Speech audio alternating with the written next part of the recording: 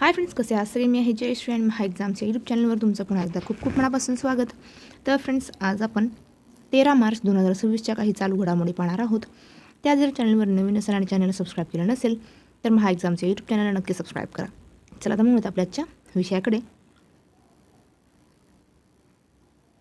तर सध्याच्या मध्य पूर्वेतील युद्धामुळे भारतात ESMA अत्यावश्यक सेवा कायद्यात लागू करण्याच्या हालचाली सुरू आहेत. जागतिक पॅरा ॲथलेटिक्स ग्रँड प्रिक्स 2026 आंतरराष्ट्रीय क्रीडा स्पर्धा नवी दिल्ली येथे आयोजित केली जात आहे.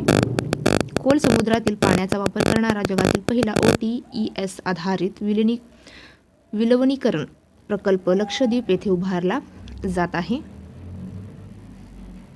पुढे पाहूया. केंद्रात मंत्रिमंडळाने जल जीवन मिशनच्या कालावधी डिसेंबर 2028 पर्यंत वाढविण्यास मान्यता दिलेली आहे. केंद्रात वाणिज्य व उद्योग मंत्री पियुष गोयल यांनी नवी दिल्लीतील भारत मंडपम येथे आंतरराष्ट्रीय अन्न आणि आदरातिथ्य मेळ्याच्या 40व्या आवृत्तीचे उद्घाटन केले. पुढे पाहूया. महिलांच्या रात्रीच्या सुरक्षतेसाठी निर्भया निशा हा उपक्रम केरळ सरकारने सुरू केला आहे. आंतरराष्ट्रीय मलेशिया परिषद 2026 नवी दिल्ली येथे आयोजित करण्यात आली होती. पुढे पाहूया. भारतीय रंगभूमी आणि चित्रपटसृष्टीतील अष्टपैलू योगदानासाठी ज्येष्ठ अभिनेते व दिग्दर्शक अमोल पालेकर यांना 2026चा प्रतिष्ठित महिंद्रा एक्सलन्स इन थिएटर जीवनगौरव पुरस्कार जाहीर झालेला आहे. उत्तर प्रदेश सरकारने राज्यातील ग्रामीण भागात डिजिटल क्रांती घडवून आणण्यासाठी व घराघरात हायस्पीड इंटरनेट पोहोचविण्यासाठी प्रकल्प गंगा सुरू केला आहे.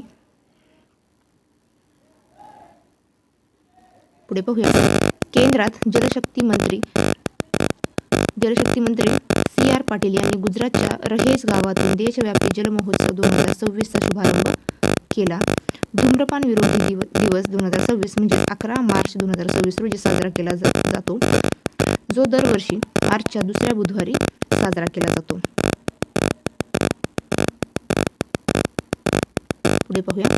लंडनमध्ये इंडिया UK अचिव्हर्स अवॉर्ड 2026 ने जयंत चौधरी भारतीय केंद्रात मंत्र्याला सन्मानित करण्यात आले. आंतरराष्ट्रीय महिला दिवस समारंभ 2026 नवी दिल्ली येथे आयोजित करण्यात आला होता.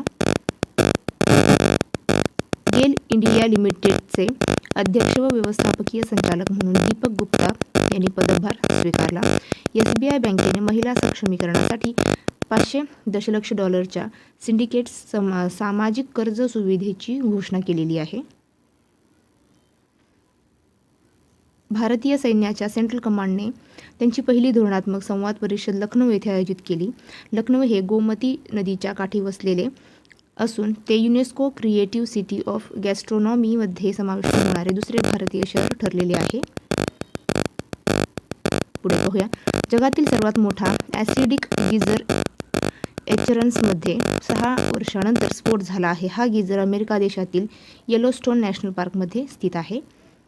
भारत व सेशल्स देशादरम्यान लॅमितिये या संयुक्त लष्करी सरावाची 11वी आवृत्ती सुरू झाली आहे.